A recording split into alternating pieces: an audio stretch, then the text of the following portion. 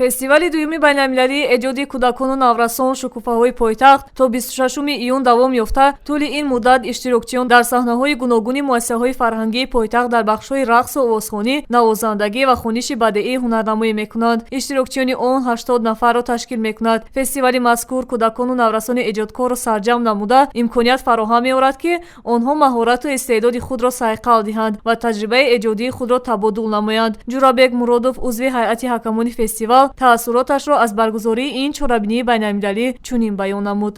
ҳамаи ҳунармандои табрик мекунам бо ин рӯзҳои олиҷаноб, рӯзҳое ки аз бисёр мамлакатҳои бародарӣ меҳмон омаданд, ҷавонакон, наврасакон омаданд.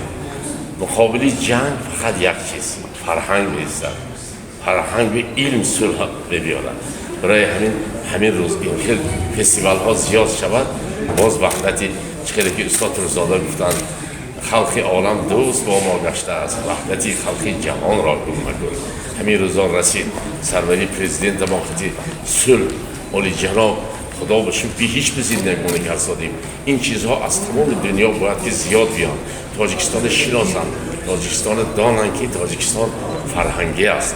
барои ҳамин ҳамаи шумои табрик мекунам ва ҳамаи ин наврасон ҷавонако муваффақият мехоҳам.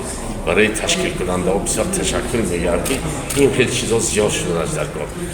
ҳадафи фестивали дуюми байналмилалии эҷоди кӯдакону наврасон шукуфаҳои пойтахт фароҳам овардани шароити мусоид барои рушд ва таҳкими муносибатҳои дӯстона байни кӯдакони кишварҳои гуногун, тарғиби арзишҳои умумибашарӣ, сулҳу ваҳдат, дониш ва эҳтиром ба анъана ва фарҳанг арзёбӣ мегардад. маврид ба зикр аст, ки фестивали байналмилалии эҷодиёти кӯдакону наврасон шукуфаҳои пойтахт як лоиҳаи байналмилалӣ буда дар доираи нақшаи чорабиниҳои мақомоти иҷроияи ҳокимияти давлатии шаҳри Душанбе барои соли 2022 амалӣ карда мешавад. Дилнозаи Абдумалик, Радиои Овози Тоҷик.